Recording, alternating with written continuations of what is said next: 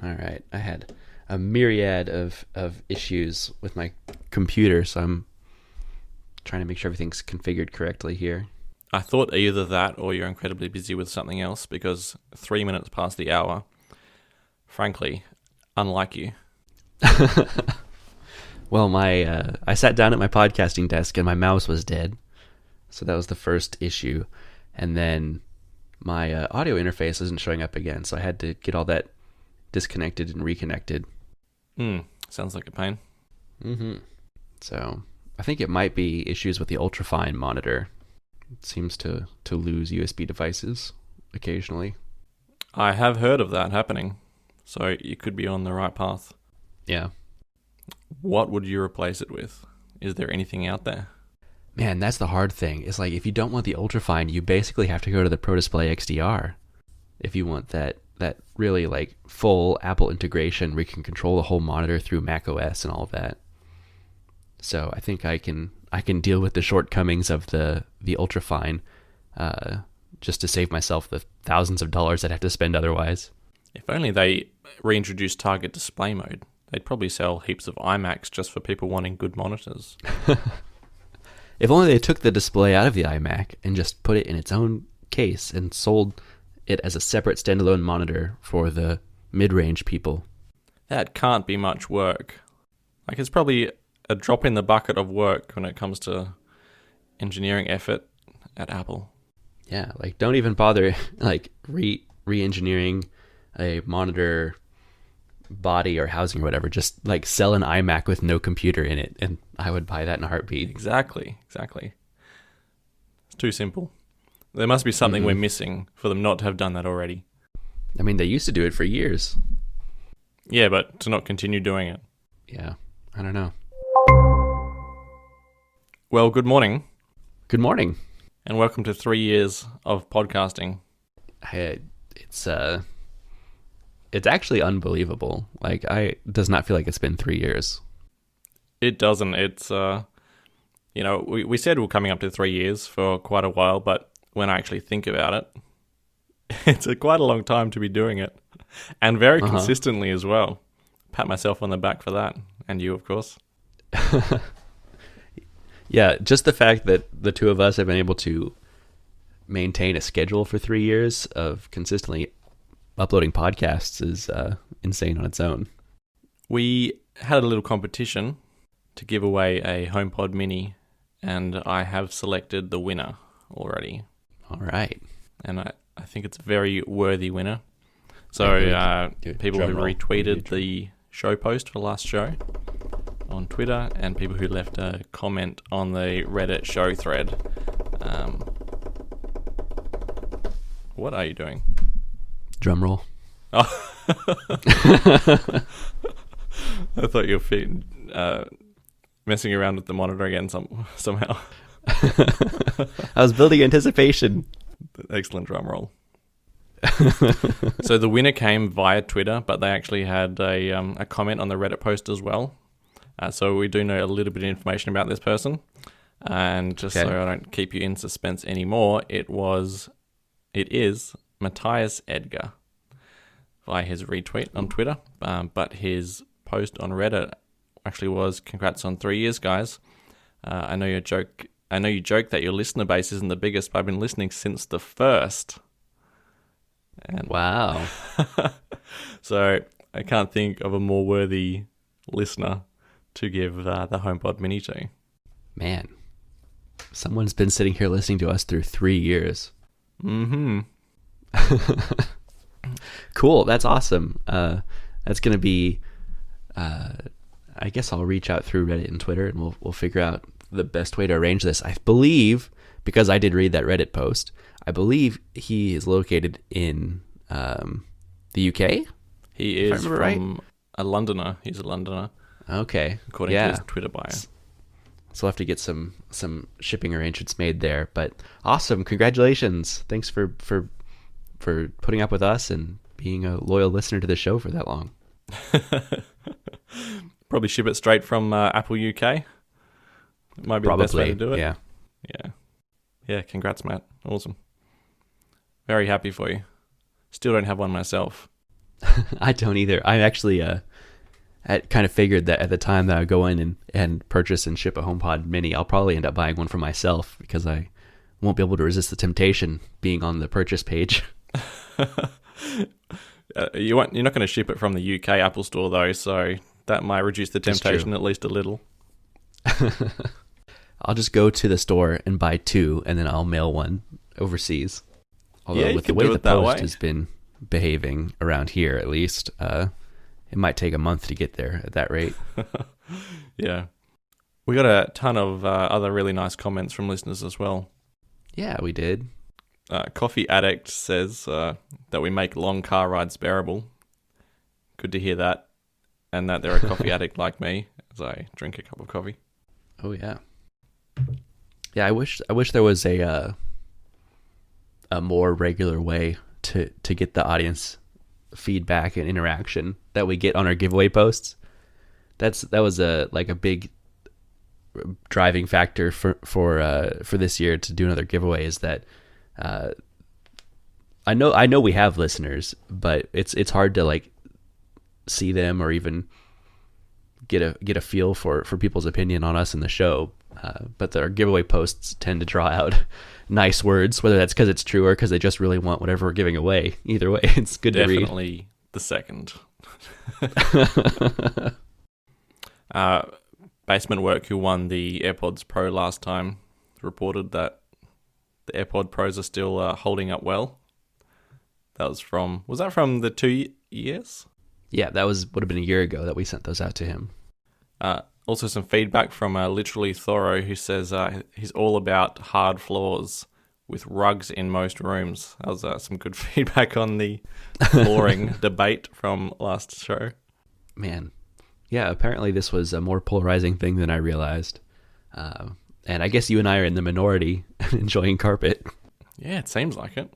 Yeah, so hopefully through some social outreach efforts, we can maybe grow listenership a bit over the next year, and maybe our next giveaway can be funded by ad sales again instead of just coming out of my pocket.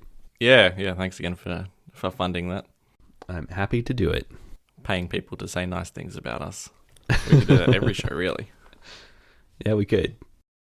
We don't have too many topics to talk about today because just generally being the Christmas period, most people are on break and not generating news for us to talk about, but there are a few bits and pieces. Mm-hmm. Yeah, there was some relatively exciting news this week, I thought. I can't pick which of the three would be exciting. There we go. I guess it's got to be our first topic. If I had to guess which of our topics are exciting news, is that this is a rumor from Ming Chi Kuo, or a report rather, that Apple is to release AirTags, the first AR device, new AirPods, and more in 2021. I guess, now that I read it back, that the first AR device coming this year would be what's exciting to you.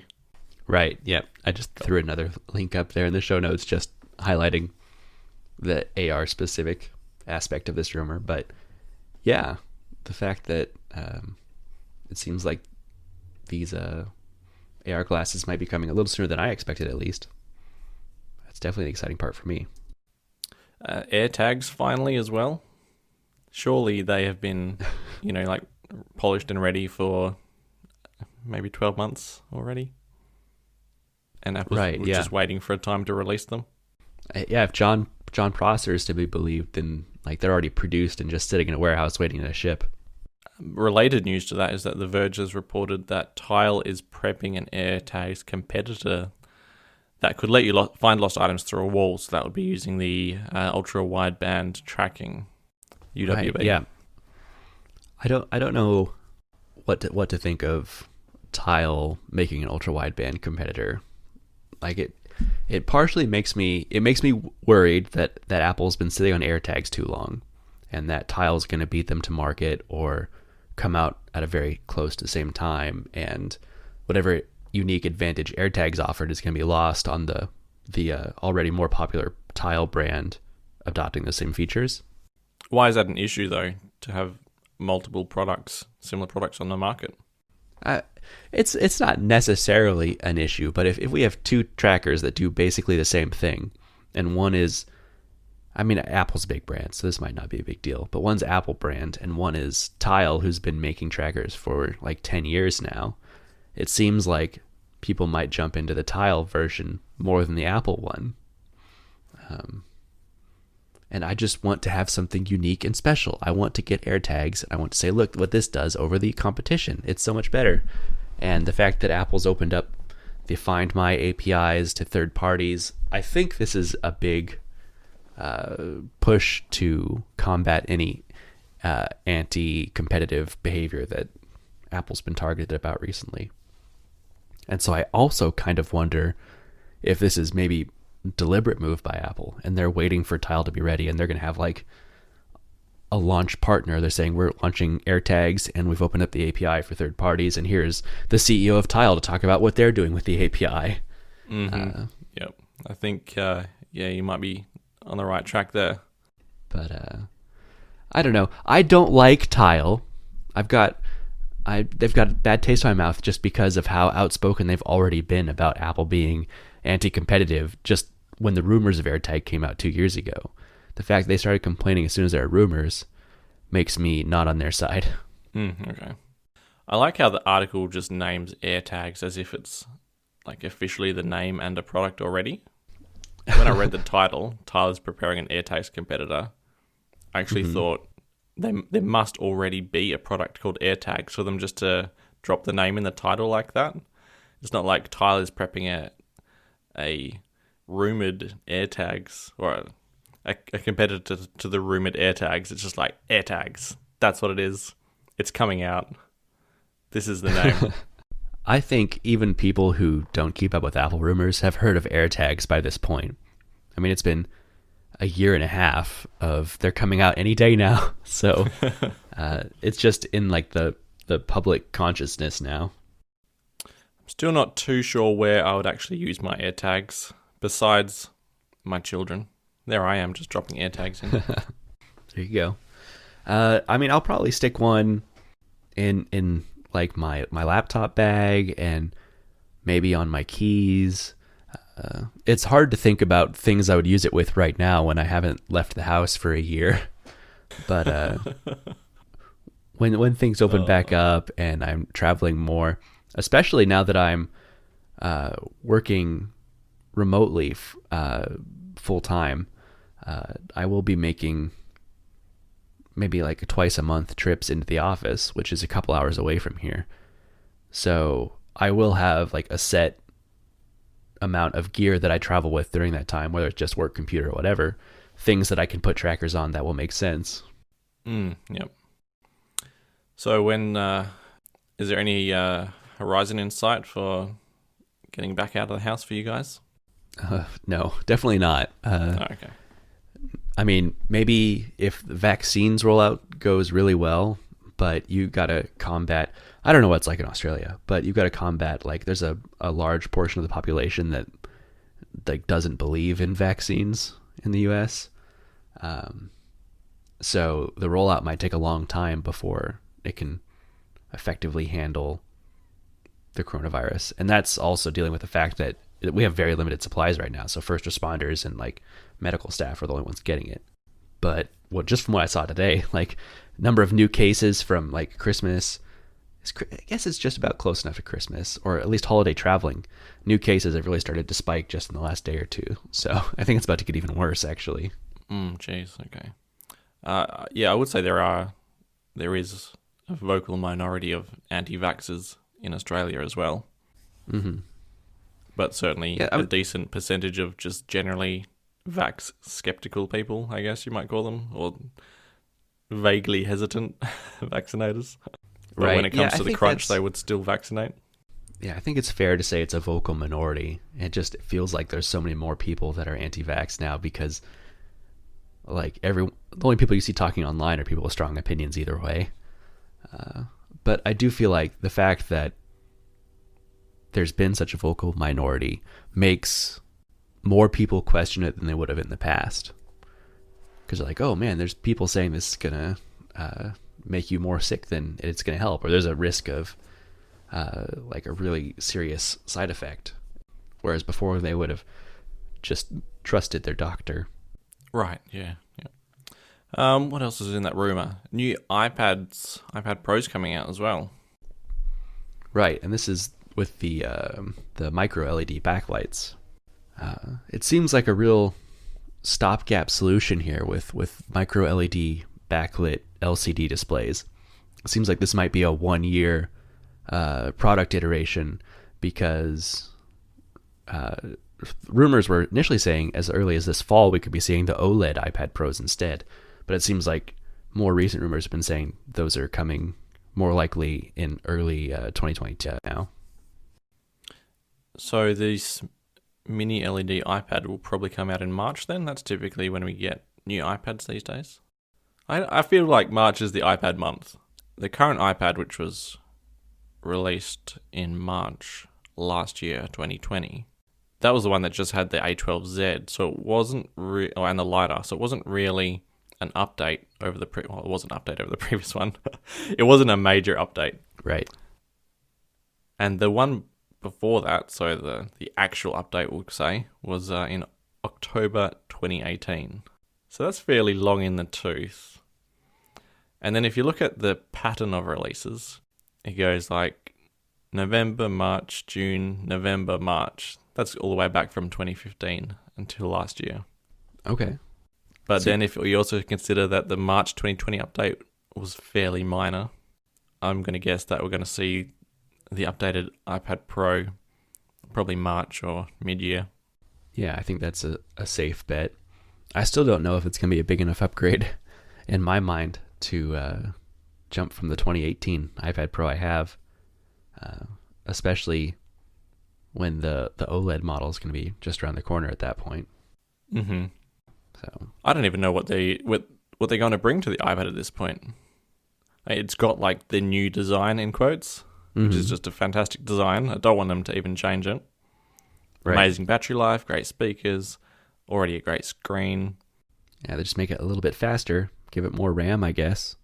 I mean, it depends on how experimental Apple wants to get. We're at the point now where all it takes is double the RAM in the iPad, and there's no physical technical reason it couldn't be running Mac OS. Now that they've got an ARM version ready to go.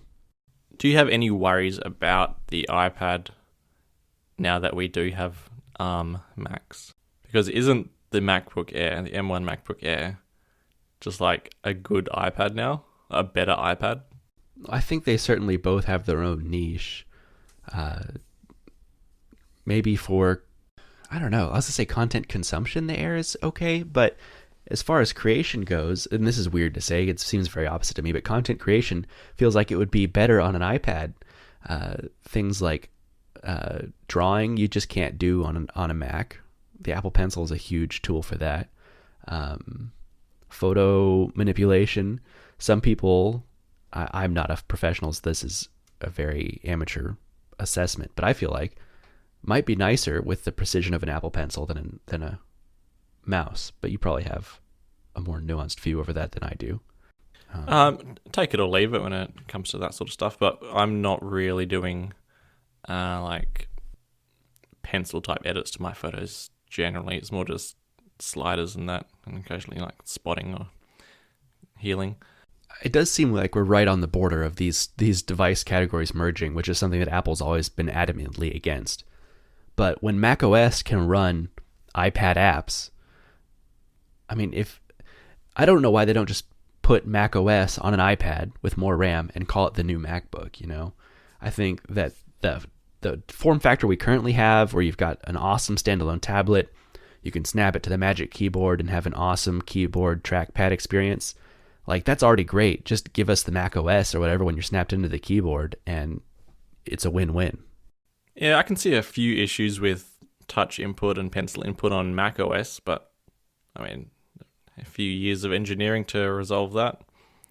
It wouldn't be an issue anymore. Accessory-wise on the iPad Pro, I think they can do a lot better. I'm not really the biggest fan of that, like the keyboard dock sort of setup for the iPad. Mm-hmm. I reckon it'd be a lot nicer just to have Like, just take the actual MacBook Air's bottom keyboard and make like the screen undockable, and then that screen's the iPad. Something like that instead. Okay. I mean, other companies have done stuff like that. And right, yeah. We just need Apple to do it.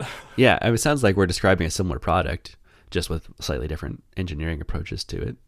But yeah, I mean, like I said, I think these categories are converging, and Apple, I don't know if they've got something in their mind about how they're going to keep differentiating MacBooks from iPads, and maybe it's just going to be a touchscreen, and that's why MacBooks will never have a touchscreen, because otherwise they're going to be too similar. Yeah, differentiating factors like pencil input and having a good camera on the device. A few years ago, I wouldn't even have said like a Mac would ever, even with Apple Silicon, would be allowed to run iPad apps, right? Right. And now it can. So I don't think Apple's even scared or worried about a convergence of these product lines. So what I'm trying to say is maybe we really will see this like hybrid iPad, undockable screen, MacBook Air, Frankenstein monster type thing. And I think for me, I'm looking at it through the view of someone who owns an iPad Pro and uses it as a laptop replacement in a lot of situations. But there's, I would say, probably the majority of the iPad market is not me and my use case. Most people have iPad or iPad mini or maybe the Air, and it's more of just like a little content consumption device, not really meant to be a laptop replacement. And I think for those people, like the $300 iPad could live on forever, because a Mac is never going to compete with that amount of performance per price. Yeah, the iPad's the casual use device. Right. So I think iPad Pro itself could be consumed by the Macs now. All right. Be very interesting to see what comes then. Yeah, I'm excited. What else was in the rumor from Minchi? The rumored AirPods. That rumors Quo also corroborates that new AirPods are on the way in 2021. And then the 9to5Mac article goes on to say that the rumored AirPods Pro Lite would replace the non-Pro AirPods in Apple's lineup. There's very, very little chance, I think, that the non-Pro AirPods are going to be replaced in Apple's lineup. Aren't they like the most popular thing they sell? Something like that. I don't think they actually release numbers for AirPods alone. It's kind of grouped into like accessories in general. But yeah, I mean, AirPods completely changed the consumer headphone industry as a whole. So they were a smash hit. I've been trying to AirPods. Yeah. I've been trying to be good. I'm really tempted to upgrade. I keep almost buying AirPods Pro, but rumors like these are making me wait, and I hope that it's only for another couple months and not like 6 months. Why don't you want it to go for so long? Well, I'm ready for an upgrade, and AirPods Pro have already been on the market in their current iteration for over a year, so they're due for an update anyway. So even without these rumors, I would be hesitant to buy a pair right now. But especially because it's been a few months of people talking about this new AirPods being in development, I'm trying my best to wait, and I'm hoping that it's only a couple months and not 6. The base model AirPods have been on the market a lot longer though. So why wouldn't they get the next update? I don't remember when did AirPods 2 come out? I'm not saying that they won't. I think maybe they're going to get updated at the same time. But I think I'm ready unless the base model AirPods, when they get this rumored Pro redesign, get spatial audio. I think I'm going to go for the Pros this time because I want to try that out. I'd love to try out spatial audio, yeah. Yeah. So the AirPods 2, we'll call them, 3 were released March 2019. 3, are you calling them? Sorry, no, I thought you were talking about the upcoming ones. Oh, sorry, no. The last one's released March 2019. Mm-hmm. And the AirPods Pro, not the Maxes, were released in October 2019. So the standard AirPods are longest in the tooth. Longest in the Bluetooth. Okay. What would you take out of AirPods Pro to make them light? besides spatial audio? If they take just the like the in-ear, the rubber tips out, and they have like the more standard AirPod shape, or what if the in-ear shape is the same, but then it has kind of the angled shorter stems of the Pros, that would be like the perfect combination for me. But they could take noise canceling out. The AirPods Pro have noise canceling. Right, and if they weren't in your ear, then noise cancelling makes a lot less sense as well. Right, but spatial audio could still theoretically work. It could. All right, I think we've developed a well-rounded product here. So it looks kind of like an AirPod Pro, but it's not in your ear. Spatial audio is still there, but no noise cancelling. That does make sense that it's a product. But are we going to call it the AirPods Pro Lite, or is it going to replace just AirPods, and it's going to be AirPods? Yeah, I really hope it's just AirPods 3. AirPods Pro Lite is a very silly term. The only thing sillier would be AirPods Air. That'd be the day. I think that probably... and then we could have AirPods Air Max with like longer battery life. Oh, man. So we need AirPods Max Lite, which is like AirPods Max but made of plastic or something. Yeah. And the sugar-free version, AirPods Max. That's a bad joke, sorry. You know, like Pepsi Max? Oh, okay. Yeah, didn't really make sense. I didn't know Pepsi Max was the sugar-free version. Yeah, isn't it? I mean, I'm in a different market, but I don't it's drink probably the same. Pepsi, so... It's actually a struggle to find a standard Pepsi these days. Well, really? Not really a struggle, but like if you go to a Servo or a deli, it's all Pepsi Max. You actually have to go to a supermarket to get non-Max. Interesting. Is that true for like Coke as well? Can we get Coke Zero? No, Coke's everywhere. Oh yeah, maximum taste, no sugar. I don't even know if Pepsi Max is in my market. Like I'm looking at a can, and I've never seen one before, but I've never looked for Pepsi before either. So I only know this because I never buy Pepsi, but I wanted to do the Coke Pepsi challenge because I've never done it. I just wanted to see if I can tell the difference. But I haven't done it yet, and I drank all the Pepsi already.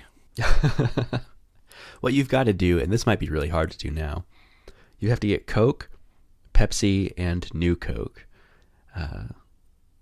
and see which one, like if you can tell them apart, but also which one you prefer. Because back in like the 80s when they were doing that, the Pepsi challenge, Pepsi was always more popular than Coke, but New Coke was always more popular than Pepsi. But everyone hated the changed Coke so much, they got rid of New Coke, and now it's just regular Coke again. But according to Wikipedia, it was discontinued in 2002, so how would I ever find a can of it? Well, I got my hands on a few cans of New Coke last year. Yeah, I'm looking right here. It says there was a limited re-release in 2019, and I got some then. It was I think it was part of like a promotion with Stranger Things, which is not a show that I watch, but I think it took place in the 80s, and as promotion, they re-released New Coke. Yeah, cool. Yeah, and I got to try it then, and it was okay. It was okay. So most people actually know what New Coke tastes like and don't realize it, because Diet Coke is Diet New Coke. Like Diet Coke tastes nothing like Coke because it's actually the diet version of New Coke. So it just tasted like Diet Coke, but with real sugar instead of artificial sweeteners. That's why we have Diet Coke and Coke Zero, because Coke Zero is Diet regular Coke. Remember there's like a plant-based sweetener Coke as well? That might still be going, who knows? Green Coke or Earth Coke. Oh yeah, the green Coke. Apparently New Coke was originally Project Kansas. Really? That's cool. I wonder why it was tied to Kansas. The biggest Coke drinkers in the world. Maybe. I think I've asked you this before, but if someone wanted like a generic brown sugary carbonated drink, what would you ask for? Soda. A soda. Okay. Yeah, but right where I am, kind of being in the center of the country, like the word for that is like we're right on the border of multiple different words. So depending on who you ask, some people in here will say soda or pop, or some people will just call it a Coke, or some people say soda pop. And you hear all those things around here because just north of me is one, and then just east of me is another, and so it kind of merges together. Cool. I always find that map that breaks it down by area quite interesting. Yeah. If you asked a barman for a soda in Australia, you'd get soda water. Yeah. I don't think anyone in the US just orders a soda water, although it's becoming more popular with the popularization of like hard seltzers. People are really starting to get into seltzer water in a way they hadn't in North America in the past. Yeah, okay. Interesting. Next was submitted by Sir Tigel, and it's a Macrumors article that Apple launches new weekly Fitness Plus series. I have to say, I have read this and looked at it in Fitness Plus a number of times, and I'm still not 100% clear about what it is. So at the top of the Fitness Plus app, there's a new little banner for a video, and then it's like a little 2-minute video explaining a couple of new workouts and also the Apple Watch Award that's available for the month. Mm-hmm. Is that it? Am I missing something? That seems to be it. It's just kind of man, I don't even know. Just a way to motivate you to keep coming back to the app instead of just trying it once and moving on. But it didn't seem to be much more cohesive than that from what I could tell. It's not a bad idea, because if you just see workouts every time you open the app, it might get a little bit stale. Whereas if you've got like a video saying like what's your focus this week specifically, then yeah, I guess what you said.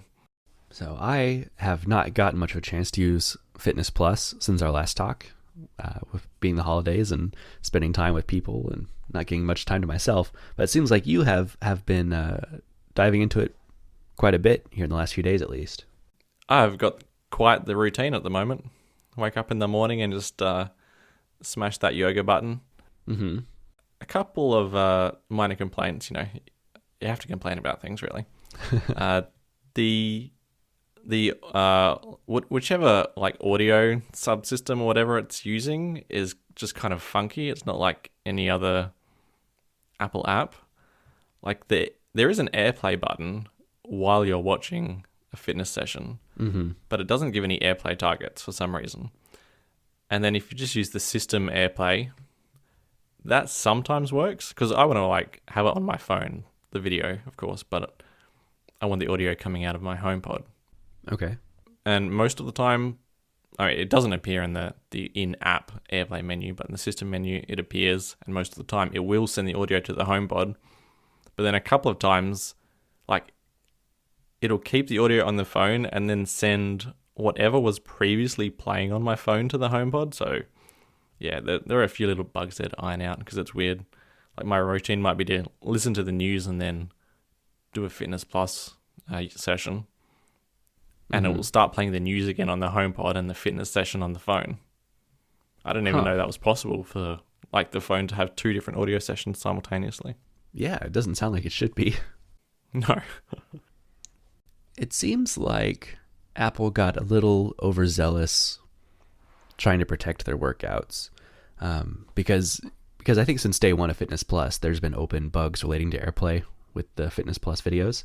And I think it's a result of them trying to do some kind of DRM to make sure their videos aren't being like recorded or shared in any way. When you make it so convenient, like there's always going to be a subset of people who like want to get the thing for free. Right. But it would be so much effort to do it. Like, is it really worth protecting? I mean, when you're talking about people's health, is like, maybe they should not be too upset that, oh no, people are getting healthier for free. Ooh. And the other thing is I still have not been able to get it downloaded on the iPad. Really? It says it's compatible, but then it says it's not compatible. So, I mean, it says like works on this iPad, but then the banner at the top says it's not compatible. I have a sneaking suspicion it's because it's Yasmin's iPad, and Yasmin doesn't have any Apple Watches paired with any other device. Oh, maybe. And that's why it's saying it's not going to work. Which is odd, because she can do it on her phone, no worries, and just tap that workout without watch prompt when she starts something. And the whole like single user type thing definitely needs to be improved, because Yasmin's nearly always joining me on these sessions. And she gets no internet points, so, it doesn't really count. She have to manually start a workout. I guess if does she have an Apple Watch? No, not at the moment. Okay. Well, she couldn't get points anyway then. No. It's the principle, though. She could get points. I'm sure she would get a watch if she could do it. Really? Mm-hmm. Yeah. And you could do your fitness Yeah, I competitions. said last... sorry? I said then you guys could have fitness competitions. Yeah, we could add a bit more tension to the relationship. That sounds like I've got a terrible relationship. It's nothing like that, believe me. I mean, that's like one way to spice up a relationship. If you've got a fitness competition going on your Apple Watches, and you're like, "Oh, honey, it's getting late. We're going to bed, but we both got another 30 minutes of workout we need to get in. How are we going to do that?" Wink, wink. Mm-hmm. Oh, that's where you're heading? All right. Yeah. Yeah, I said last show that I probably wouldn't be continuing after the trial, but at my current rate, I think I would flip on that decision and say I probably would be continuing after the trial expires. How do you think you're going to do that? Are you going to spring for Apple One? Well, at that point, it just makes sense because I'm already paying 32 Australian and Fitness Plus is another 15, but Apple One top tier, whatever, is like 39, so it does make sense. And does that include News Plus for you? Is that a regional thing? It does, yes. Okay. I'm sure that's something you'll get a bunch of use out of. News Plus? Yeah. I don't think I've used it once since getting my Apple One. A little subtopic to our fitness topic is that is it iOS 14.4? Yeah, iOS 14.4 beta suggests guided audio walking workouts coming to Apple Watch. Mm-hmm. Why would it be iOS 14.4 and not WatchOS whatever version? I don't know. That's interesting. Something that I hadn't really noticed. Potentially because your iPhone is downloading the audio for the workout and syncing it to your watch. I don't know. But anyway, the feature is named Time to Walk. And the setting toggle, add newest workouts to watch, and then the explainer text. Time to walk workouts are downloaded when Apple Watch is connected to power and near your iPhone, blah, blah, blah. This could mean so many things. So, here are my two theories. Okay.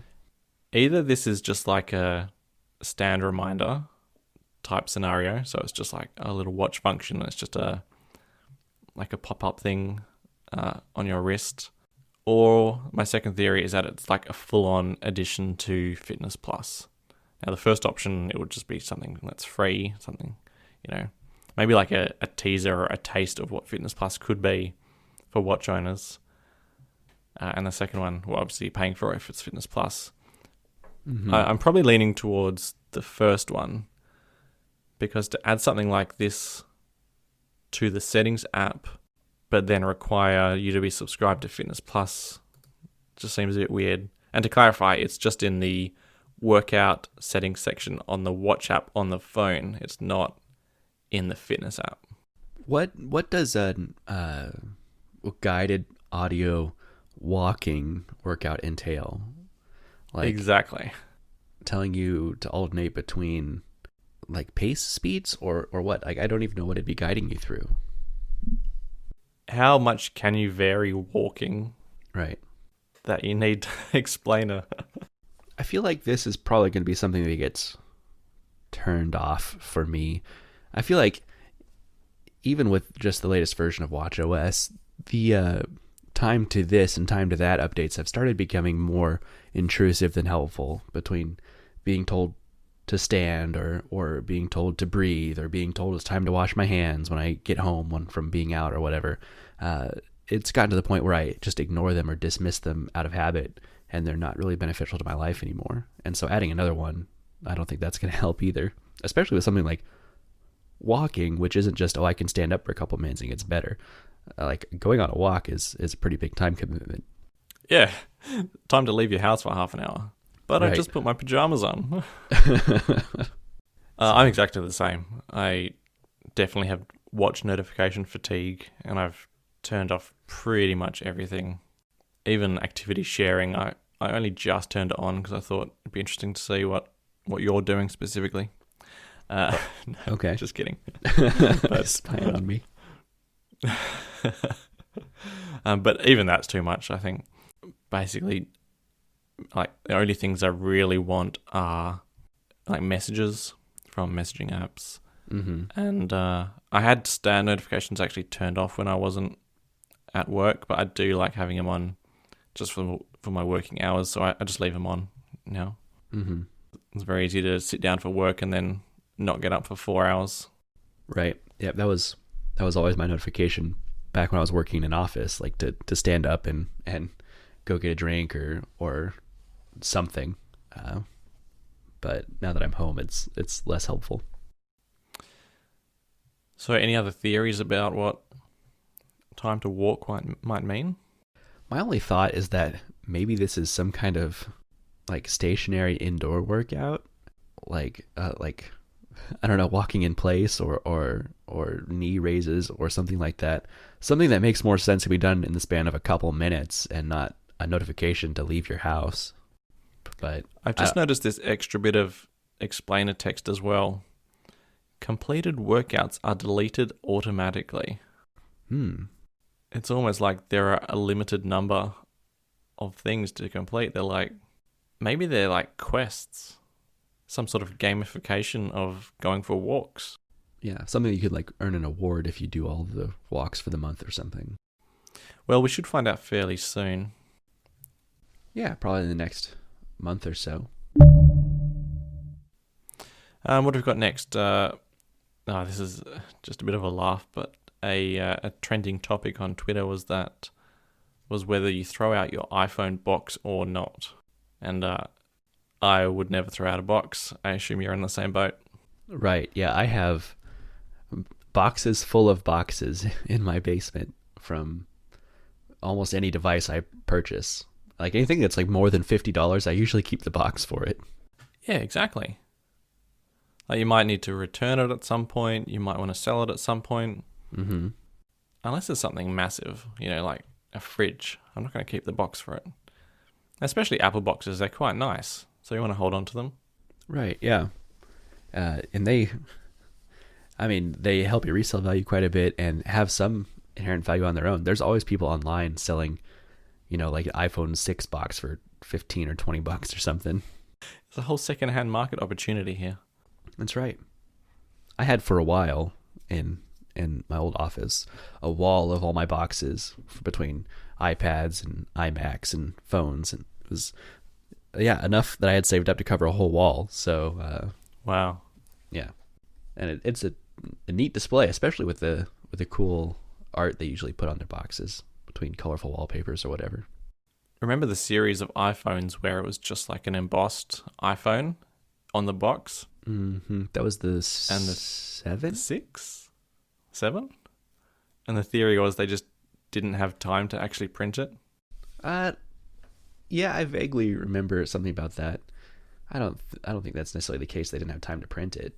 Oh yeah, it does look like it was the iPhone 6. That was just the flat box. Weird. Although, I don't know. I searched iPhone 6 box and I see some pictures that are just flat and some that have the flower wallpaper they're using for iPhone 6. It's been too long. Could have changed some point. Yeah. Sorry? So it's been too long now. Oh yeah, iPhone 7 is when they switched to putting the backs of the phones on the box instead of the front. Okay. But it wasn't just a purely white box. Right. Yeah. iPhone 6 was the white box. Well, not much debate on that. Nope. What was the argument against it? Just that they take up space? Oh, I don't know. I didn't even read what the argument against it was.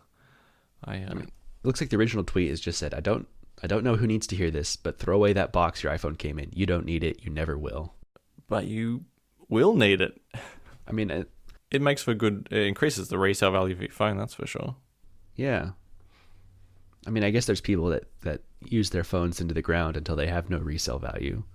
But even still, I hold on to boxes. And where else do you store the wired headphones that used to come with the iPhone? If not in the original box. Because they never got removed from it. I don't think any of my boxes have wired headphones in them. Because back when you had to use the wired ones, I went through them like crazy. Like by the time the new iPhones came out, I needed a new iPhone just as much for that new pair of headphones as I did. Well, probably even more so than I needed the new phone. Because they were worn out by that point. Oh, wow. Okay. I don't think I ever had that issue. But between them getting all tangled up in your pockets and I don't know, mine were pretty rough by the end of a year. I'm so glad we don't have to put up with that anymore. I know that's one of those problems that our kids will never have to deal with. Like I had a whole method for exactly how you would wind them up so they go in your pocket and not get tangled up while they're in there and everything else. And problems no one else will ever have to deal with. When mine were extra tangled, I would feed them to my cat, and then you could just pull it out the cat's butt and they'd be perfectly untangled. Did you ever see that video? No, I didn't. Oh, okay. Still hilarious, I guess. Did you want to talk about the Apple Glasses second phase of development, or is that more just in line with the first topic we talked about? I think it's pretty much just our first topic. There's not really any new news except that they're a little farther along in development than I anticipated, and seems like they could be coming out as early as this year. Well, we've got a long year to wait, as in it's very early in the year, so yeah, I'm anxious. It's probably my most anticipated Apple product by a long shot right now. Yeah, I don't think I could think of anything else that I'm like really excited about. Maybe to see what the M1 Mac Pro would look like, or not M1, but Apple Silicon Mac Pro would look like. Yeah, I think that's a little bit more of I'm definitely curious about that, but more of just idly curious, whereas the Apple Glass is something that I anticipate buying.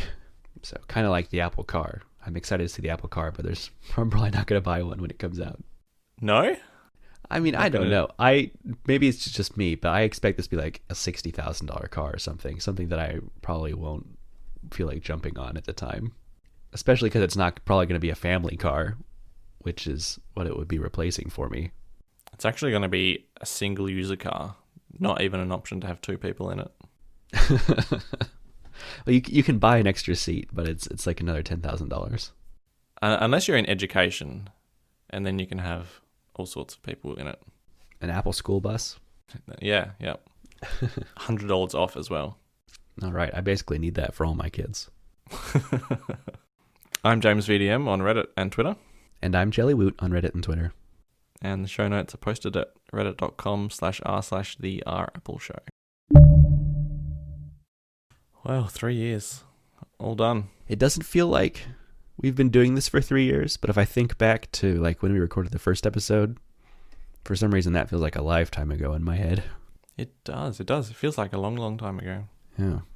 But yeah, I feel the same though. It doesn't feel like we've been doing this for 3 years. Mm-hmm. Well, here's to another 3 more. Maybe in another 3 years' time, we'll have quit our jobs because we're so successful at making podcasts. I'm not holding my breath on that prediction. That's the only reason I'm doing this, James, is because I want to make money.